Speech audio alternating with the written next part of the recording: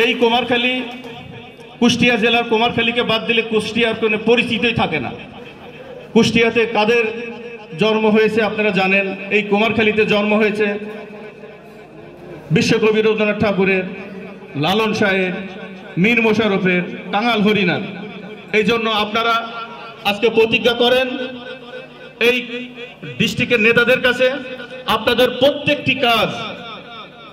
প্রত্যেকটি কাজ যেন শ্রেষ্ঠ হয়, এটা আপনারা হাত উঁচু করে জেলার নেতাদেরকে জানাই দেন। ইনশাল্লাহ দেখা হবে। আর বিশেষ কিছু বলার থাকলেও সবাই অল্প আর বলবো না, পরে দেখা হবে। দোয়া চাই সবাইকে। আসসালামু আলাইকুম।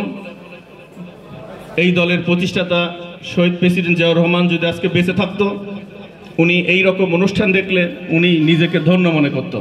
যাই হোক, তার রুহের মাগফিরাত কামনা করি। ম্যাডাম অসুস্থ, ম্যাডাম খালেদা জিয়ার জন্য আমরা দোয়া করি।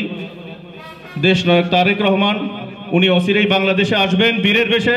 তার নেতৃত্বে বাংলাদেশ 31 দফা যে বাস্তবায়ন হবে, বাংলাদেশ একটি উন্নত রাষ্ট্রে প্রতিষ্ঠিত হবে ইনশাল্লাহ। সবাই ভালো থাকেন। আল্লাহ হাফেজ। বাংলাদেশ জিন্দাবাদ।